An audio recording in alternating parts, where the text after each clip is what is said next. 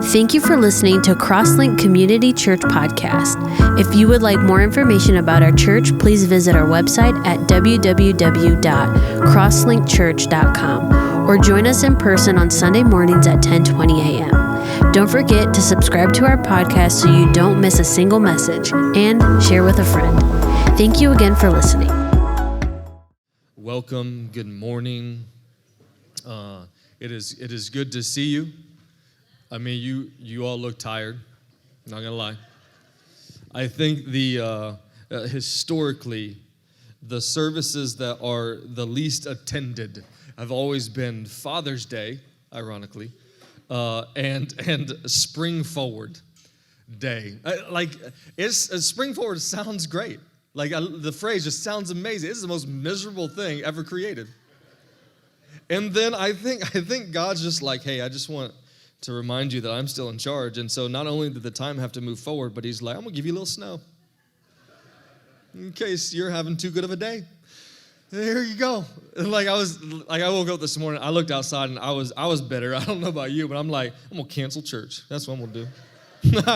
But I didn't have all your numbers, so I couldn't. So here we are. We are 2 weeks away from finishing our series, The Table. And I want to remind you in this moment of your homework. And this homework isn't just during this particular series, but it is for all of 2023. And that is that you be intentional inviting someone to your table. Not your table here, your table at home or out to eat somewhere where you invest in either family around you that maybe you don't see often, maybe your neighbors, maybe your coworkers, but that you, at least once a month, invite someone new to your table that you can invest in. We believe that the purpose of this church in particular is that we grow to prize Jesus to such a degree that we want to kind of invest in those around us, whether it be our neighborhoods, our workplaces, our schools, wherever it is, and we want them to know first and foremost that they're loved. And I think another option is that they're heard.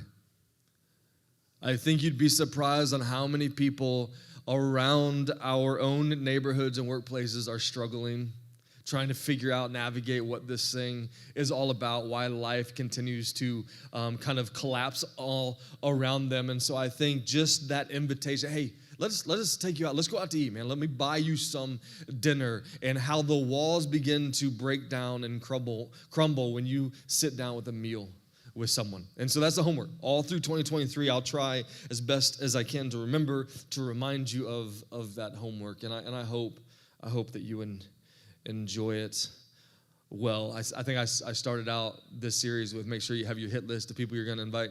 Yeah, go through that hit list. Invest in people. We believe that the greatest thing that goes on here on a Sunday morning is loving the people within this room towards Jesus.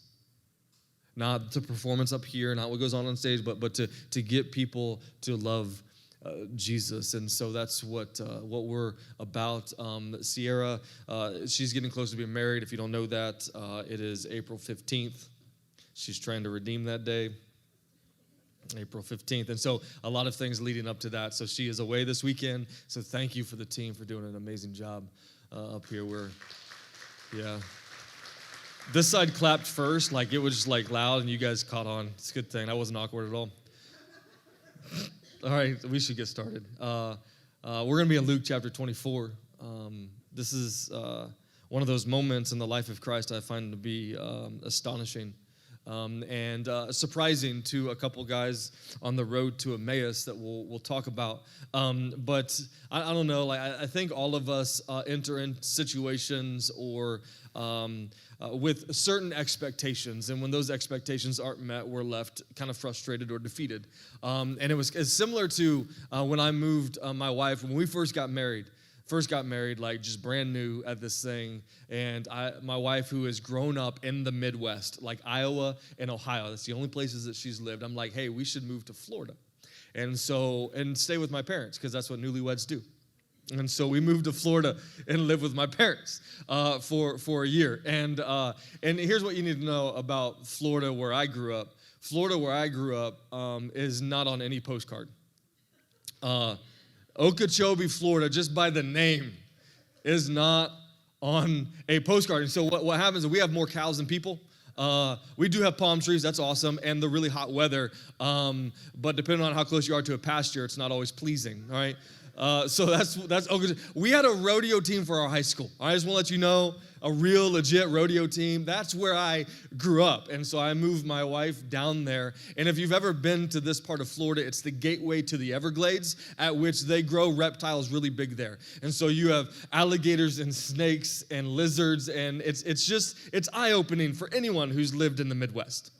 And we're there, and it's hot. And if you like seasons, it's definitely not the place to move. Just so your expectations will be failed greatly. But we get down there, and there was one night we were walking to my parents' house up to the front door, and it was dark out, and all of a sudden, like my wife, beautiful bride, newly married, walking in front of me, in case we walk into a spider web, she'll hit it first, sort of thing. Anyway, she's walking in front of me, and all of a sudden, this massive, and when I say massive, just think of like the size of your hand and multiply it. Frog, toad, jumped out of the tree and hit her first. For me, my perspective, greatest moment ever, right? I'm laughing. I want to make sure she's okay, but I'm like, this is amazing. And she's like, we're not staying here. All right, this is not how this works. And then just a progression of things that take place. She woke up in the middle of the night. There's this like spider, as she would tell you, the size of my hand in the bathroom on the wall. And she wakes me up, so you need to take care of that. I'm like, no, they keep the mosquitoes away. All right, we have these spiders. We keep them around. It's okay. They won't bother you. She's like, this is not where I'm going to live. All right, and so like just if you move to a place, you're like, yeah, you have these expectations, and then it does not meet your expectations at all. The disciples walking with Jesus had a certain type of expectations that were not met. And it all came to a climactic conclusion when the one that they gave their lives following, they left their careers to follow, they left their families to follow, when that one who they thought was going to be the king to restore Israel was brutally murdered and slain and put up on a cross. And when he drew his last breath, he was placed in a tomb. And the moment that tomb was sealed, so were the hopes dashed in the hearts of his followers. Like, how could this be? It's going to come to an end. What do we do now? And so for us here today in 2023 who are looking back through the cross to understand what God has been up to and is up to, we need to put ourselves in the position of these first disciples who had experienced one of the most darkest times of their lives. The one they were following was crucified. And not only was there a warrant out for their arrest and execution, but they didn't understand why it had to happen this way.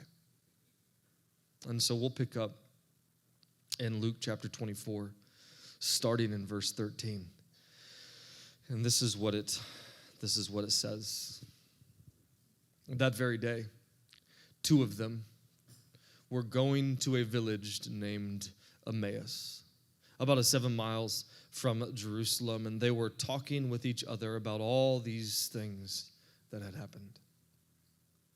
While they were talking and discussing together, Jesus himself drew near and went with them, which I always find to be interesting. Like, where did he show up from? Did he jump out of a bush? Like, you read, I hope that you interact with the Bible in some way. Like, he just showed up. Like, this stranger just shows up out of nowhere. Like, did he do that creepy walk when he's walking really fast trying to catch up to the crowd? Anyways, let's move on. While they were talking and discussing together, Jesus himself drew near and went with them. And look at verse 16. Maybe you should underline this. But their eyes were kept from recognizing him. In some translations, it says their eyes were restrained from seeing him. And he said to them, "What is this conversation you are holding with each other as you walk?" And they stood looking sad. Then one of them, named Cleopas, answered him, Are you the only visitor in Jerusalem who does not know the things that have happened these days? And he said to them, what things? Now, when Jesus asks questions, he's not asking questions for information. He already has the information. It's almost like when your parent calls you and says, hey, where are you at? As they're looking at Live 360, They know, they just want, like, that's what Jesus is doing here. He's like, what things, right? Like, everything they're talking about, everything they're discussing finds its centering in Jesus. He's the main character of their subject matter, and he's there with them. And they look at him. If you didn't see this in verse 17, they stood still looking sad. They were disheartened as they were describing to now Jesus what happened to Jesus. What things? And he said to him concerning Jesus of Nazareth, a man who was a prophet, mighty in deed and in word before God and all the people, and how our chief priests and rulers delivered him up to be condemned to death and crucified him. But we had hoped that he was the one to redeem Israel.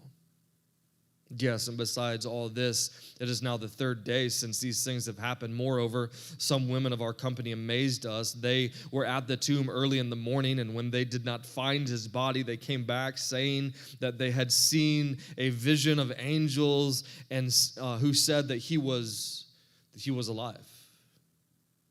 And some of those who were with us went to the tomb and found it just as the woman had said, but they did not see him. And he said to them, O foolish ones, and slow of your heart to believe all that the prophets have spoken. Now, before I continue with the story, I have just a few observations for us. 6 or 7, maybe. Here's the first one. My first question for you and I as we kind of work our way through this event that occurred is why were they making this trip to Emmaus? Man, I think it's a question that needs to be posed. Why were they going from Jerusalem to Emmaus? Why were they on this road going from ground zero where everything occurred and making this 7-mile journey to Emmaus? Why were they leaving 3 days later? As disciples who gave up everything to follow him, why now are they leaving? And as they're on this journey to Emmaus, they are reminiscing and maybe even, if I could, reconsidering what has all taken place. So why are they making this trip? I personally would contend that they are going home. As two discouraged disciples, they start making their trip home, trying to grasp all that has occurred. My guess is that they were at a loss, ready to throw in the towel, ready to give up. They were just done. Everything they anticipated came to a jolting halt as Jesus, the one they were following, was crucified. They were expecting a conquering king, and they got a crucified Messiah. They were anticipating, desiring, and wanting a lion of the tribe of Judah, and they got a lamb. Their expectations were let down. I think they were giving up. They were throwing in the towel. They just knowing that they were leaving Jerusalem underpins that they were not looking for Jesus. They even had people, the women, who said, hey, this is what we heard. Angels showed up. They said he is risen. And they're like, okay, some of the men went and looked, didn't see Jesus, didn't really see the angels, didn't see anything else going on. So they came back. And so now they came to the conclusion that what we must do now, after 3 days of our misery, is start the journey back home. So on this journey, they were grieving and processing all that occurred and all that they were left with. Now keep in mind, we don't know what they gave up in their pursuit and following of Jesus, these two in particular. We don't know how long they've been following Jesus. And going home, we don't know what they're going home to. They could have banked on Jesus being the conquering king and gave up everything to follow him. And now have to go back home and try to make sense of it all and get their lives jump-started yet again. We don't know why they were so sad in this moment. All we know is that the one they've been following, who they thought would be king, is now no longer there. He's dead. And they were disheartened and discouraged. What's crazy to me is that many people, I think, still to this day find themselves here. Maybe you're in that season now. Things didn't go according to plan. You feel like you're dealt a bad hand at life, or you're surrounded with all these things that are falling apart, and you perceive them as all failed expectations, and you're ready to throw in the towel. I have met so many people along the way who started this journey with Jesus to just start going back the other way, away from Jesus, because they were disheartened with what they thought Jesus would give them, and he didn't. They thought things would be better, and they weren't. They didn't see what was coming, and it came, and they're like, Jesus, didn't you keep this from coming? And they go back the other way. So many people are journeying away from Jesus instead of towards him. And can I say this?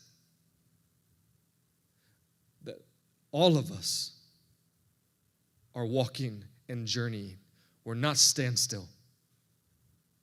You're either walking closer to him, or you're walking away from him.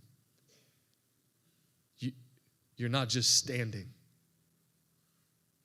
And for these men, they were walking away, leaving ground zero. What dedicated disciples? Out. Done. I was asked a couple times this morning about how the service went last week in prison. For those who didn't know, I was in prison last Sunday for church service. And it went incredibly well. I'll talk about it a little bit more later. But see a room full of 200 men who were journeying towards Jesus is a beautiful thing to see. Because I think a lot of people in this day and age will with their mouths say they're moving towards Jesus, but with everything else about their life, they're moving away. And we have a really good job at playing the game. My second observation is this. Why in the world did Jesus find them? Out of everywhere he could have been at that moment, out of everywhere he could have gone, I mean, he literally was resurrected. He just died, gave his life up, lived in the tomb, or dead in the tomb for 3 days, resurrected. He could be at the right hand of the Father in that very moment, but he, in some way, somehow decided to find these two men and walk with them and take the time to teach them. 7 miles Jesus walked with these men. Why did he not just show himself resurrected and instruct them to just spread the word and then disappear? I mean, in all reality, isn't this kind of what happened with Paul, who was Saul on the road to Damascus? A supernatural moment where Jesus shows himself for who he is, changes Saul's trajectory forevermore. Paul now becomes one of the greatest heralders of the gospel. Sometimes words just don't come out. Like Jesus could have just done that in that moment.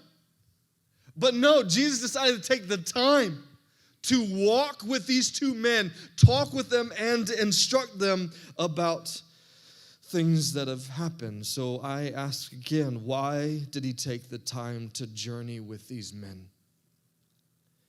Because Jesus has always been about relationship and intimacy with him. And here's what this means. It's Jesus' desire to remove everything else that's on the throne of your heart and sit there. Your children that you've made ultimate in your life, he wants to move those down and take that seat. The job, the occupation, the spouse that's taken residence in the throne of your heart, he wants to remove that and become the one who sits on the seat of your heart. This is what it means to pursue, to love, to adore, to magnify Jesus. Have a relationship with him means, hey, remove everything else that's on the throne of my heart, everything else that makes my heart leap for joy and excitement. And can you just take that seat? And that takes a lot of work for us to relinquish the throne on our heart. And that's what he wants to do. And so he, the resurrected king, is now walking with these two men who are disheartened on their return home. Clearly, these two men are not looking for Jesus. But please remember this, Jesus found them. This is a consistent and beautiful concept that is only found in Christianity. We don't find God, he finds us. Listen, the reason this is true, no matter your experience, is because God has never been lost. We don't find him because he's never been lost. You and I, lost frequently. Don't know right from left, down to up. Even the words to some of you that I speak about Jesus, you don't agree with, don't believe in, and it actually makes you maybe a little bit angry. It's because you're lost. And I know that that's not a thing people want to hear, but in the end, the moment we find that we are lost, then we embrace the one who came to find. That's a beautiful thing. And so in this moment, listen, if we're going to clap, we got to do it together. So there's not this awkward pause, one of you, let's work on that. Anyways, oh, it's the weather. I tell you, it's too early. Shouldn't give me a mic this early in the morning. God's never been lost. We are. A couple weeks ago, we unpacked the beauty found in that Jesus came to seek and save the lost. And here we have yet another example of two men, two disciples who were lost, uncertain, dismayed, discouraged, and Jesus took the time to find them. Listen, it might be in your experience that you finally came to the conclusion that you found God. Maybe you were at the end of your rope and you had nowhere else to turn, so you finally found God. And here's what I would contend: that we get to this place and finally realize that everyone and everything else has abandoned us but God. It's not that we find him. It's that everything else we were chasing abandoned us, and we finally find ourselves lost and see the one who's always been pursuing us is there. That's how this would work itself out. He has always been there, ever persistent in his pursuit for us, that our eyes are finally opened, that he came for us, not that we found him. And in this text, we have these two men who are walking away from Jerusalem that Jesus decides to pursue, chase down, and talk to. I don't know if you saw this in verse 16. It says, but their eyes were kept from recognizing him, which is quite intriguing. So my third observation is this: maybe we cannot see as well as we think we can. I don't know if you know this, but our eyes fail us. Some of you know that. You're getting older. You can't see like you used to? Anyone? Anyone I can't drive at night anymore? This is difficult. Our eyes will fail us. And let's just do this for a moment. In a culture that's riveted by what we put out on social media, we live in the most I can be seen culture ever. And we put out what is fraud and fake, because we know that our eyes fail us. I need to make sure what I put out there is tidied up and nice and pretty, because this is what we want from one another, is perfection. And what we, maybe what happens is that our eyes fail. We don't see as clearly as we say that we can. And so in this moment, Jesus shows up, and God restrains their eyes from seeing him. Why does he do that? When Jesus began walking with them, they couldn't see him for who he is because their eyes were restrained. And God restrained their eyes to not see Jesus so that they would hear Jesus.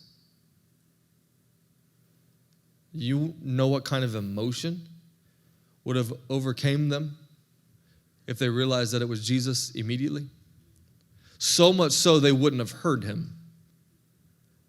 They would have been so overjoyed the words that Jesus is about to unfold in their hearts would have been neglected because their emotion would have been more prominent. Jesus' words and his truth, listen to me, this may be hard to hear, is more important than his physical presence. Or his truth is more certain and more life-altering than our emotions.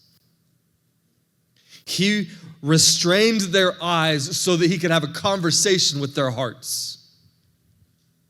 This is why he did it, because they would have been absolutely crazy if they realized that this is the resurrected Messiah and they would not have heard him.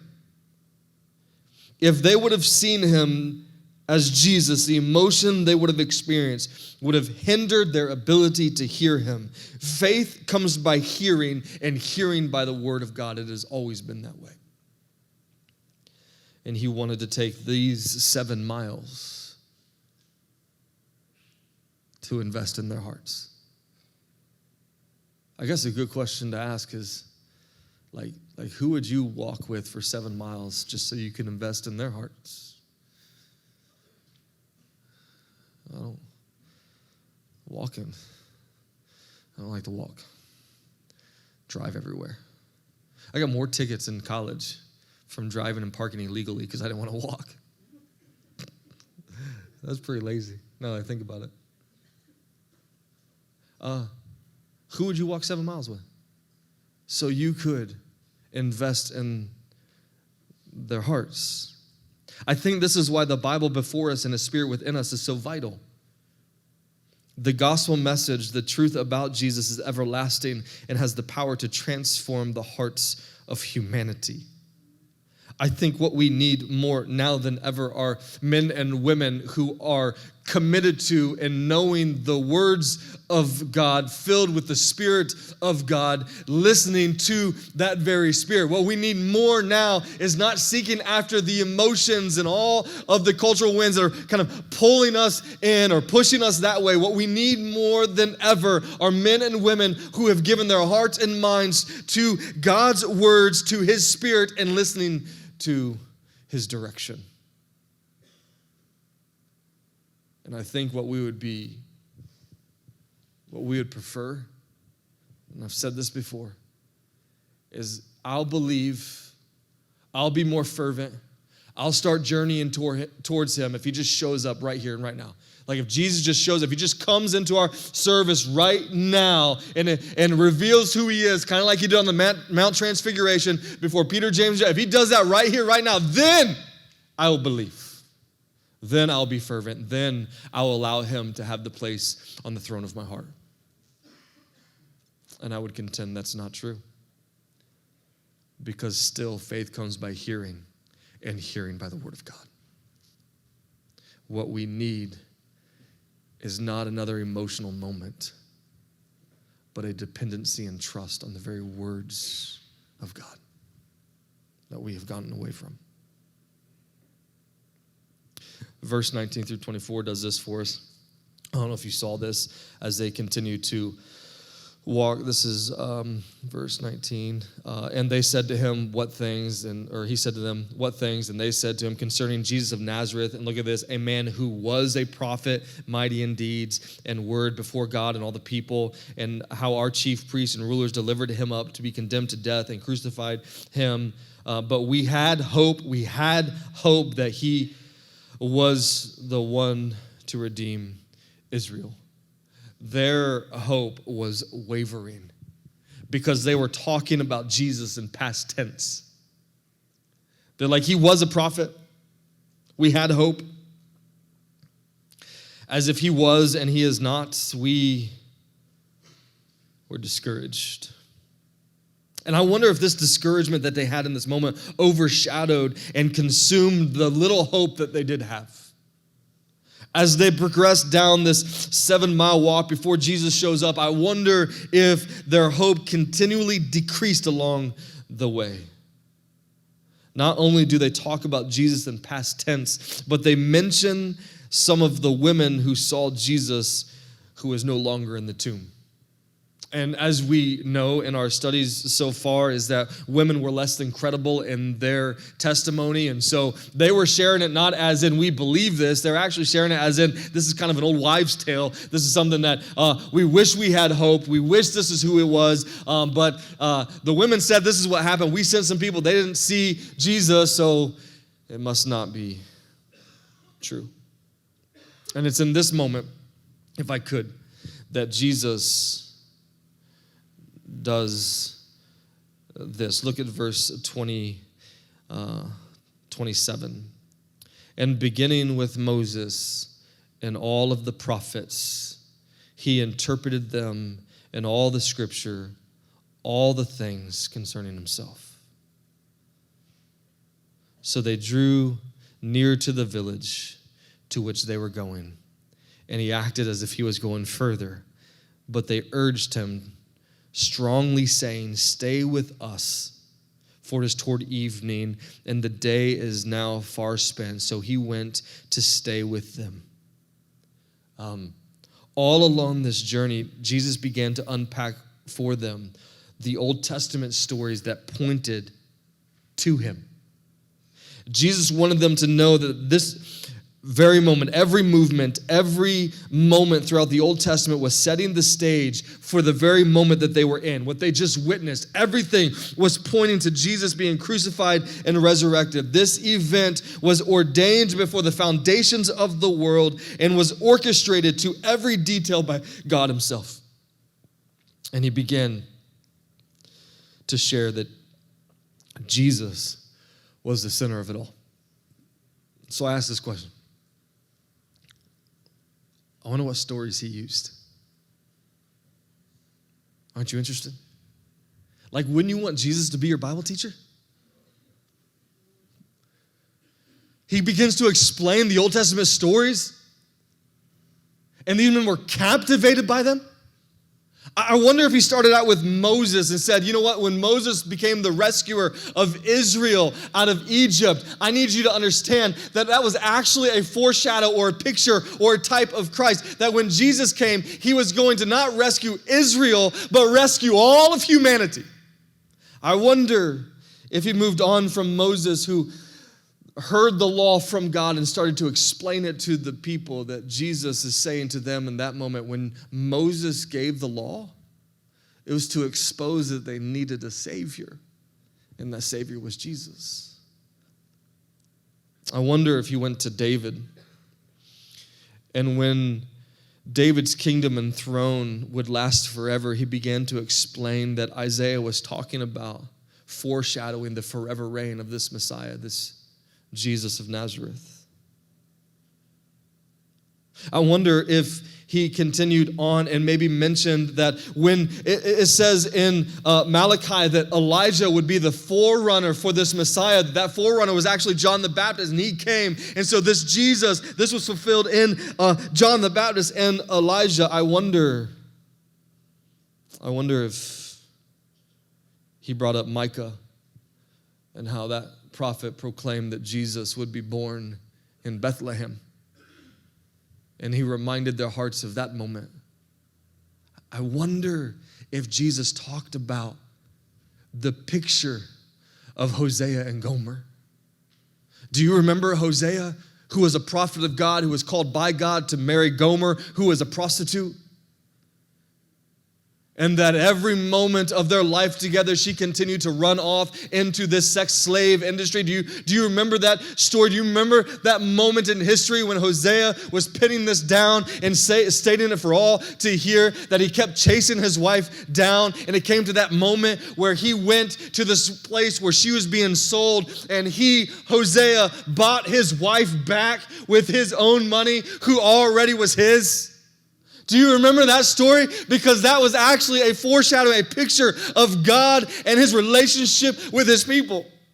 And that there was coming a day where God would buy back for himself what he already owned. And the purchase price was his son. I wonder if while they walked, he shared the stories or the prophecy of Isaiah that this Messiah would heal the brokenhearted, that he would set the captives free, that he would heal the sight of the blind, that the deaf would hear, and that the lame will walk. I'm sure as they walked along the way, he brought up Isaiah 53, which was the prophecy of the suffering servant, and how this servant, the Messiah, needed to be sacrificed as the perfect, ultimate, final, finished atoning offering for the sins of the world. I wonder if he ended with the hope that the psalmist proclaimed, that this Messiah, the one whom was slain, would be raised from the dead. Those are just a few of the stories that he could have picked from, because every moment of the Old Testament pointed to Jesus. Every moment. Everything the Old Testament promised find its fulfillment in Jesus. And anything and everything you and I in our hearts could ever want needs to find its fulfillment in Jesus. How I know that is that when they asked him to stay, did you see this? Verse 28 through 31. So he drew near to the village, and they were going out, and they acted as if they were going further, or he acted as if he was going further, but they urged him strongly to stay, for it was toward evening, and the day is now far spent. So he went to stay with them. When he was at the table, just so you know, the table with them, he took the bread, and he blessed it, and he broke it, and gave it to them, and their eyes were open, and they recognized him, and he vanished from their sight. Jesus ghosted them.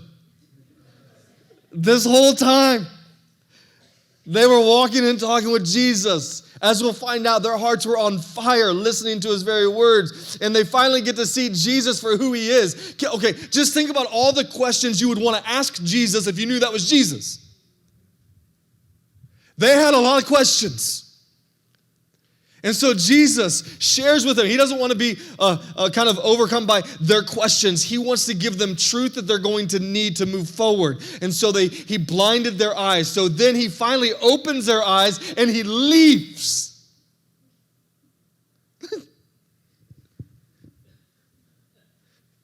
Come back. I have questions. It's almost like Jesus was letting them know, gave you all that you needed to know. Trust in that. They had all kinds of questions, but Jesus just left. Their eyes were open. And as I conclude, Abby's going to come forward. I think this again underscores the truth and hope that Jesus leaves us with more than enough. I would contend that his truth and hope is better than his physical presence, that we don't need Jesus to show up physically, but we need more people who trust in his words. But this is what they say. And their eyes were opened, and they recognized him, and Jesus vanished from their sight, and they said to each other,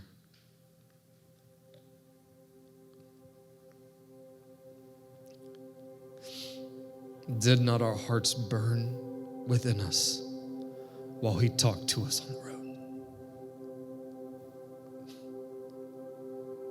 Man, when was the last time your heart burned? When you heard something? I would argue that that's what these words are meant to do. Jesus is walking with these two disheartened, dismayed, frustrated, disappointed men. Doesn't even show who he is. He just starts to proclaim the gospel that's found in the Old Testament. And their hearts burned within them. Why have we lost the fire? We live in a day and age where we're so preoccupied, overstimulated, that people can't even settle down to read the words that are going to set their heart aflame. And because we've been so spoon-fed, we think we have to get it when we read it instead of wrestle with it while we're reading it. It's almost like Jeremiah who said, I found your words and I ate them. They became to me a joy and a delight. My mission, my life has always been spent in trying to get men specifically to burn with the very words of Jesus. Because the moment your heart starts burning for those words, the moment your family starts to change its trajectory in your life, you start to see a joy that surpasses, a peace that surpasses all understanding. Last week at 2 p.m., I walk into Allen Correctional. Walk back into the chapel, rooms full of 200 plus men. All there early because they're eager and excited. Now you must understand, before we think that this is something new and neat for them, every day or every Sunday at 2 p.m., it's their church service. This is nothing special. It's just where they would go at 2 o'clock. And it fills up with a bunch of men. And I get there, and the choir is a bunch of men. Everything there is ran by the men. A guy was leaving the next day, and he gave a testimony on how if he didn't go to prison, he doesn't know where his life would be. But the fact that he went to prison, God rescued him and saved his life. And he was going home a changed man. Now that story is dear to me because for those of you who do not know, my dad, when he graduated high school a couple years, he went to prison for selling drugs to undercover cops. He grew up in a Christian family his entire life. Was constantly running from the police, getting himself in all kinds of trouble. I used to hear the stories growing up of everything that he walked through. And he would tell you, if he was standing here today, that God's purpose and plan for him was to find him in that prison cell. Because it was in that moment where he finally bowed his knee to the words he's been hearing for so long from his mother, my grandmother, from his father, my grandfather, who was pouring those words into his heart. And they finally lit his heart afire on a prison cell floor. So my question is what it takes to get men to catch fire for the Lord is to send them to prison? Let's get the buses now. Because we have a culture that's bleeding, suffering, that needs to know the gospel. That it's not about your perfection. It's not about what you bring to the table. It's about that Jesus Christ in this moment gave up everything. Gave his life up so that you and I can have life. Stood in our place at the cross so that you and I can have a place in his family. Some would say, well, they're in prison, they have nothing else to look forward to. You might be right. Maybe they feel guilty, so they're overcoming that guilt with now pursuing Jesus. You might be right. Someone say maybe they're trying to just balance out the scales of everything that they've done, so they're just doing it out of penance. You might be right. But could I also contend that maybe in their darkest moment, their greatest failures that come over them like waves crashing in an ocean, they finally experience the scandalous, ravishness grace of God. That maybe they finally got it. It's not about me stringing together a lot of good days that God finally loves me. It's not that I've been in a lot of bad days that God needs me to earn my place back. It's the fact that even in my good days and in my bad days, Jesus Christ himself went to the cross to invite me into the family, and he has not stopped pursuing me, chasing me down. No matter how many times I run and wander away, Jesus himself chases you down, and you finally come to a breaking point where it's not about what I've been able to do, but it's about what God has done for me through Jesus, and you finally surrender it all and say, listen, I want you to be on the throne of my heart. Please remove anything else that's there, because I want my heart to burn like fire. So,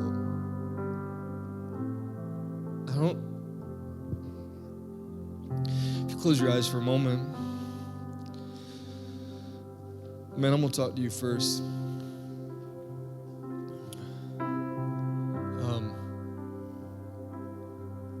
Where you at? Maybe the question to ponder is, are you journeying away from Jerusalem, if I could say Jesus, or are you journeying towards him?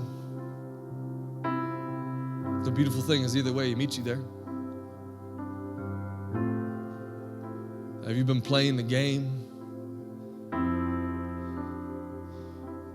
Have you wondered why the flame has been extinguished in your heart? I think it's time for us as men to rise up. And what that means is to allow Jesus to have the throne of our hearts.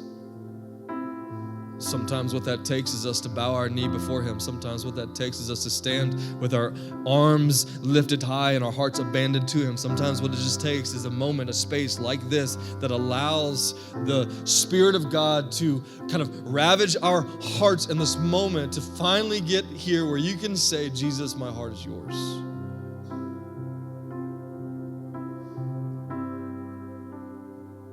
If you have wives, children, they need this.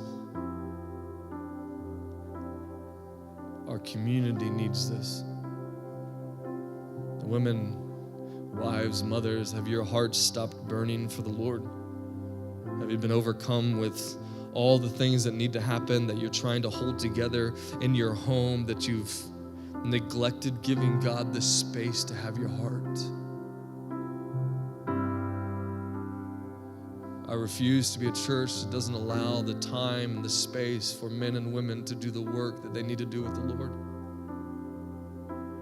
So we're going to sing a song here in a moment. While this song starts, I'm going to invite men. I'm going to invite men, if you want to come forward and sing and praise, bow your knee, or get prayed for, I invite you to do that.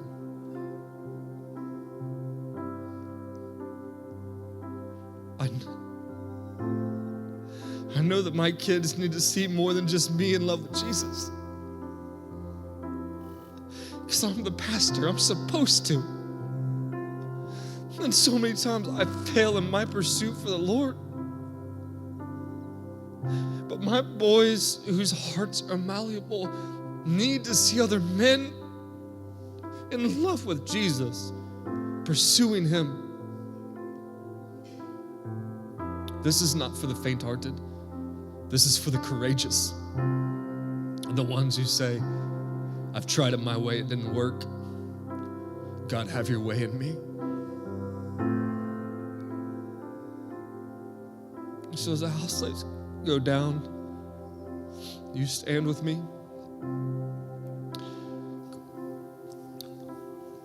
Men, this is the invite. Come forward if you'd like. Women, you can too. We're going to have people up here who are willing to pray with you. But as we sing, this moment, this sweet moment is for Jesus. It's for what he has done and is doing in our lives. So we cry out, holy, holy is he. Father, we love you and praise you. Burn like fire within us.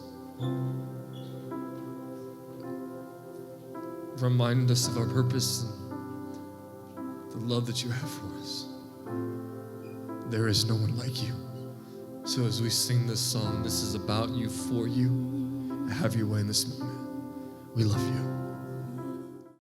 Thank you for listening to Crosslink Community Church Podcast. If you would like more information about our church, please visit our website at www.crosslinkchurch.com or join us in person on Sunday mornings at 10:20 a.m. Don't forget to subscribe to our podcast so you don't miss a single message, and share with a friend. Thank you again for listening.